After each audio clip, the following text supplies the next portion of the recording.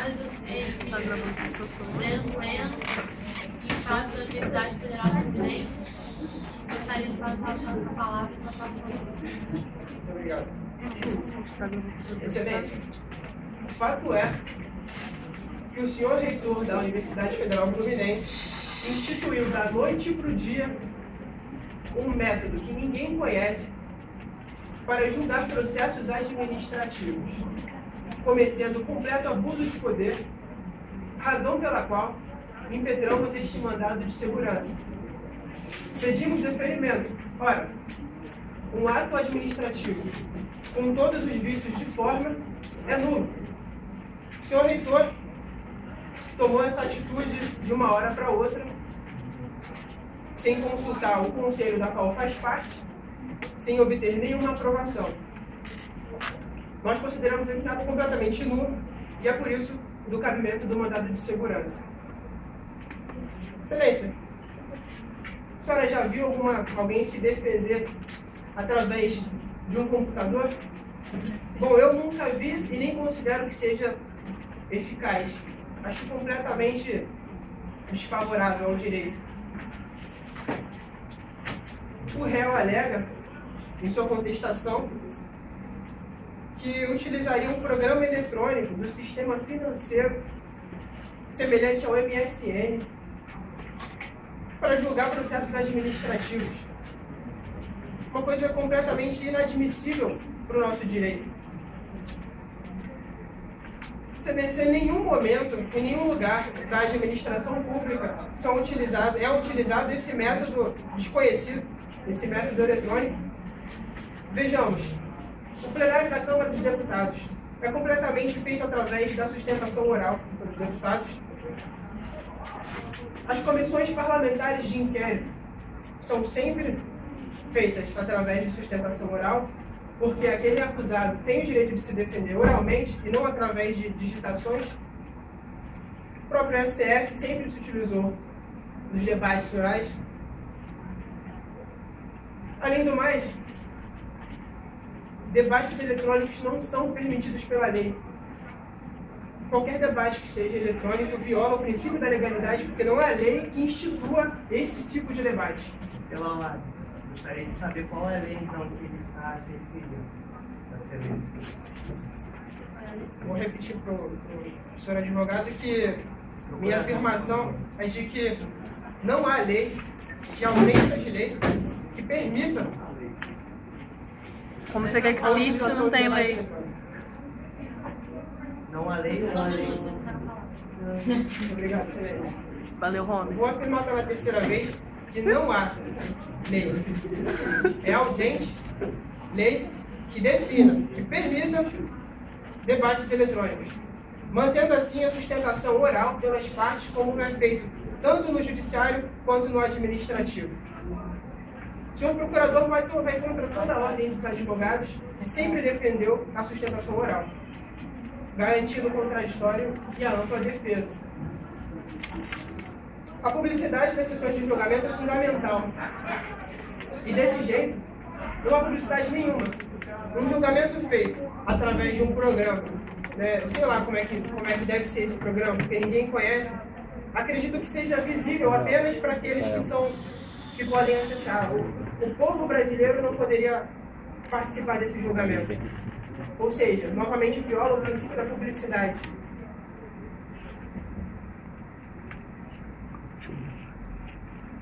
Excelência, nós, da autoria desse mandado de segurança, não somos contra a informatização e a tecnologia utilizada para o direito, para a celeridade do direito. Nós somos contra a supressão dos debates orais, porque são fundamentais a todo acusado nos processos administrativos o direito de se defender, falando a todos, como neste momento eu falo à senhora, excelência. Imagina se nesse momento eu estivesse digitando uma mensagem para me defender. Acho completamente absurdo uma coisa dessas.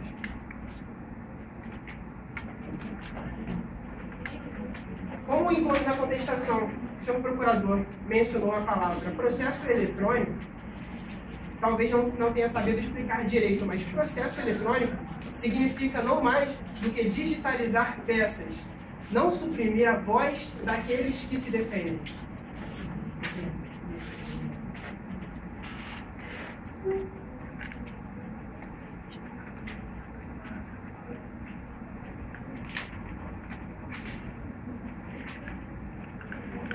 De acordo com nossos estudos, os processos judiciais, como o senhor procurador afirma na sua contestação, os processos judiciais são totalmente diferentes dos processos administrativos. É verdade que o debate eletrônico pode até existir no meio judicial, mas não no meio administrativo. Nos processos judiciais, você tem um juiz, uma parte de um lado e uma outra parte do outro. Nos processos administrativos, especificamente nesse caso, de um lado temos um acusado, de outro temos a própria autoria, que seria a UF, acusadora, e a própria UF como pessoa também que julga, ou seja, juiz e acusador de um lado e réu do outro.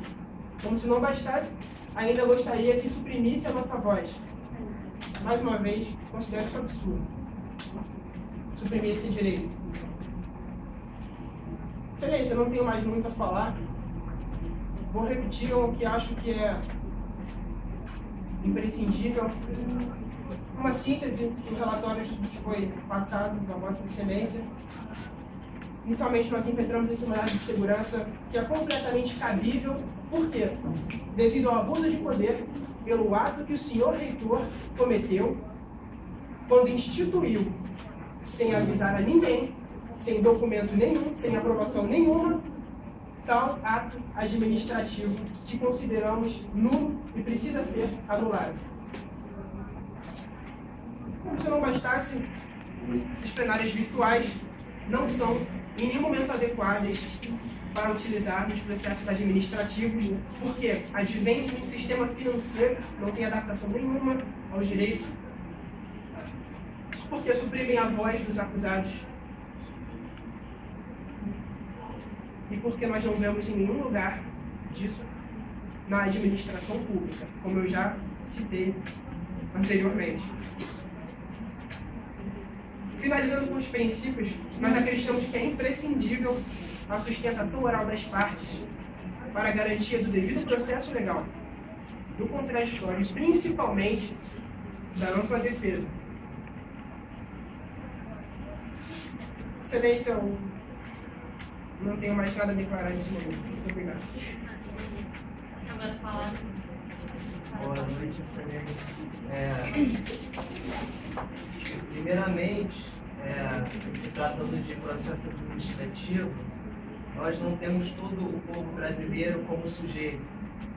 Os sujeitos são próprios, são os administrados ou alguém que tem alguma relevância com a administração. Então, não se refere a todo o povo brasileiro, primeiramente. Bom, o melhor a começar é quanto ao instrumento eleito para tentar solucionar essa potencial lide, que foi o mandado de segurança. Bom, o mandado de segurança, ele é instrumento para julgar, para tentar dirimir direitos que você consegue observar a ofensa de plano através de provas pré-constituídas, né?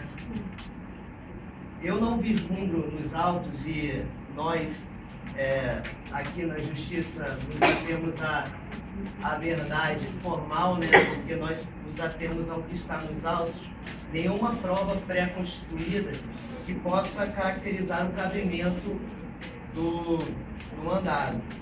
Além do mais, eu não percebo uma ofensa clara a nenhum princípio alencado, porque, explicitando o que seria processo administrativo, o processo administrativo, assim como o processo judicial, ele é composto de várias fases.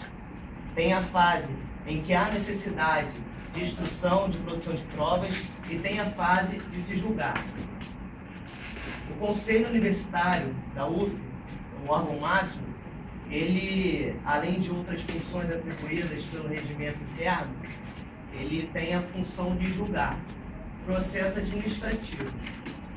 Bom, eu observo que esses princípios, ampla defesa, contraditório, eles são garantidos ao longo de todo o processo administrativo.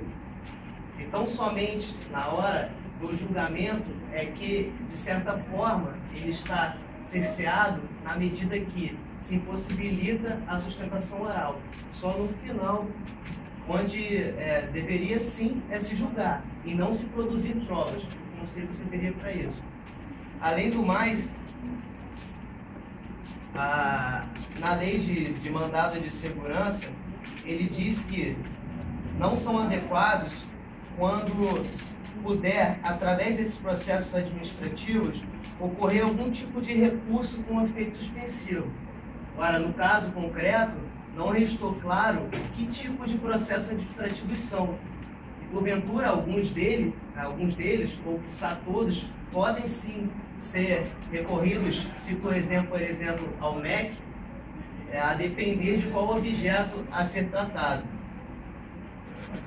Bom, além do mais, se a gente está se esquecendo de algo realmente de suma importância, que esses processos administrativos, eles não são para qualquer tipo de processo, ou para tão somente processos inquisitórios em que há um condenado. Não, na verdade são diversos processos administrativos semelhantes.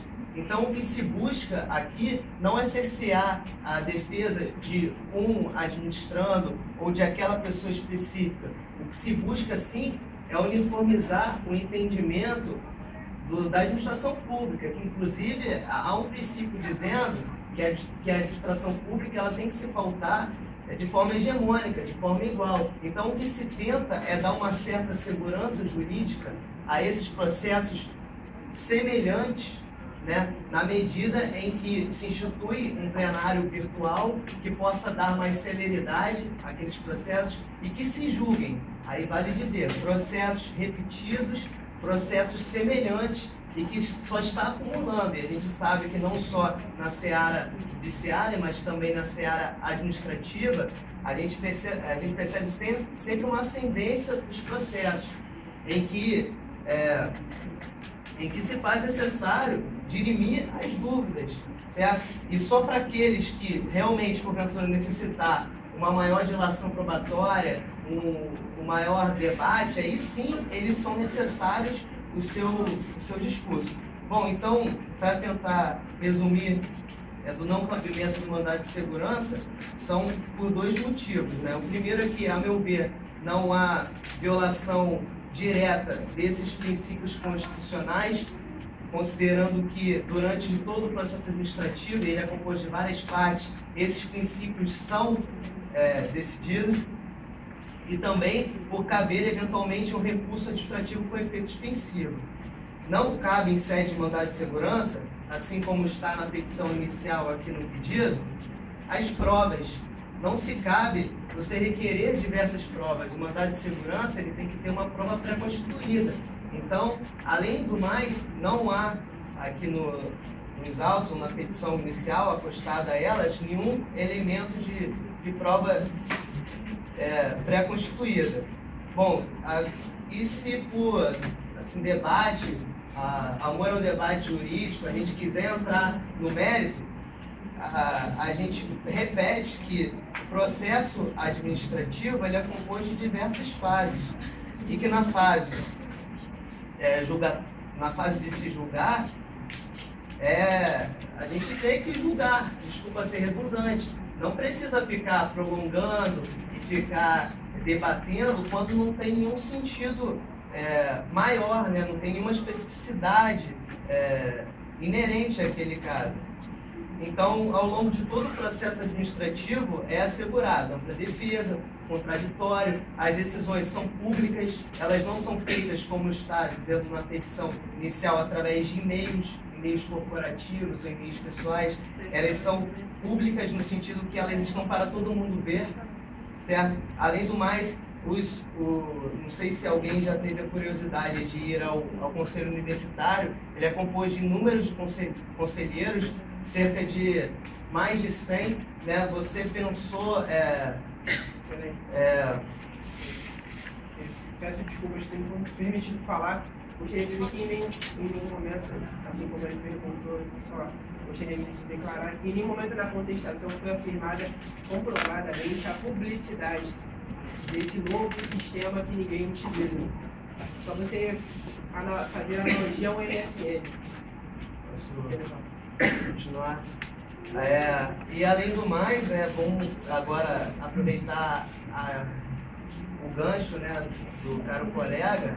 A publicidade, assim como todos os princípios, eles não são regras em que a gente tem que escolher uma e retirar a restante.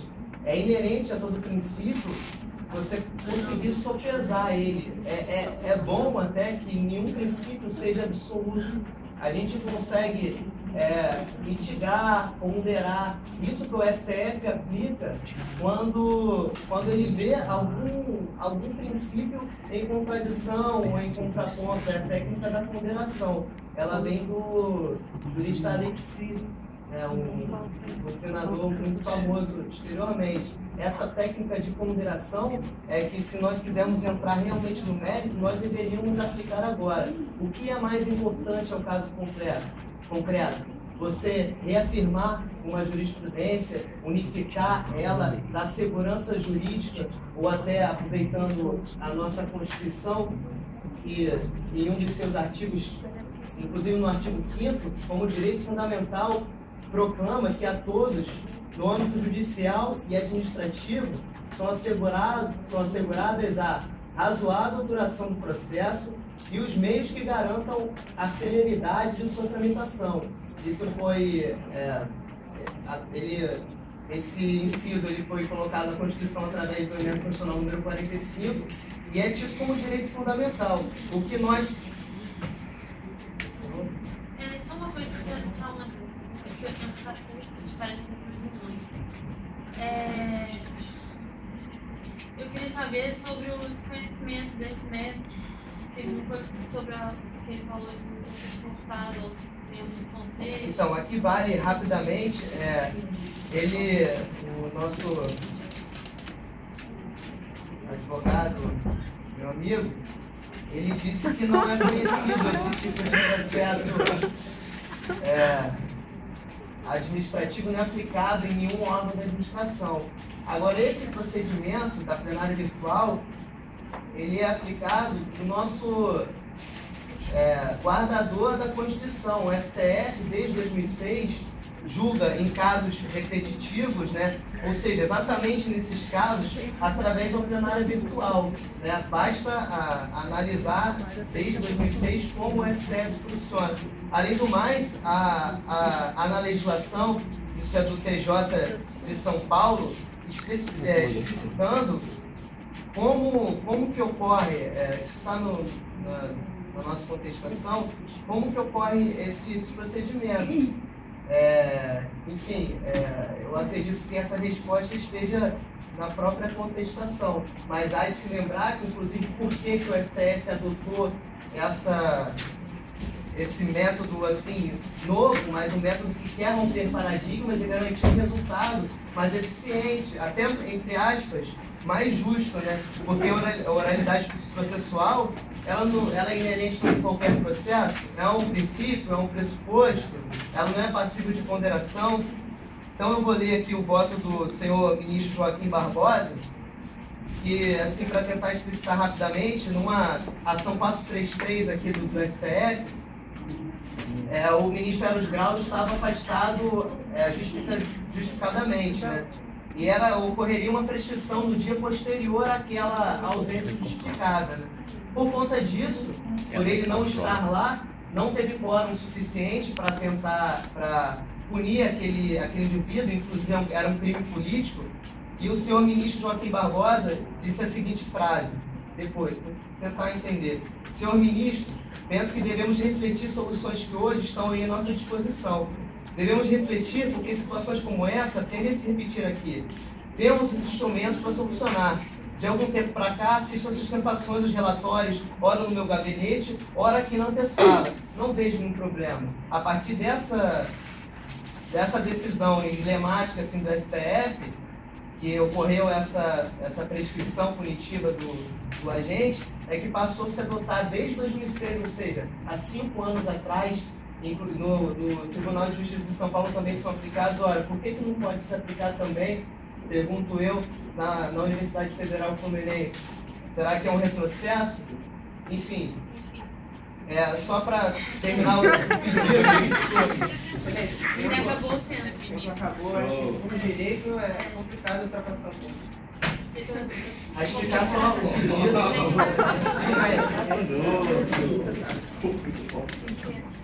A regra é clara. Bandeirantes.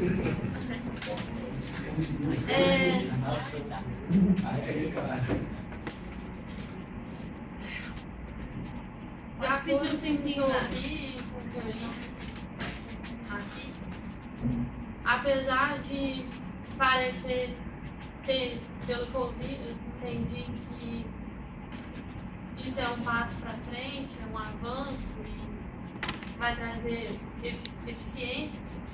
No entanto, no meu entendimento, ele entra em contradição com o princípio da ampla defesa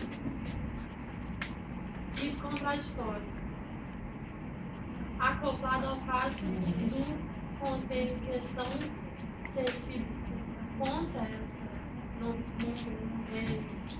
ter se manifestado contra. Pela ordem, um conselheiro se manifestou, mas São um conselheiro se manifestou, o que acontece... O réu se manifestou sozinho, o conselho inteiro, os outros 149 não se manifestaram. Não se manifestaram porque concordaram, inclusive... Cadê o documento comprovando que concordou? Acho que não vai mais sentença, não cabe mais negações, acredito eu. Tem que ser até o que tá na mão. Até porque, pela ordem, posso interromper? Ah, pela ordem. Eu tô muito nervosa, gente. Pela ordem, você não interrompe, você não. Porque se fossem todos, eles estariam na Só inicial, um né? minuto. Só um minuto. Muito bem nervosa. Você pode pensar um pouquinho, né? Você não falar, pensa um pouquinho. Porque você não estava aqui quando ele explicou, pode pensar um pouquinho. Procedente. Não, procedente.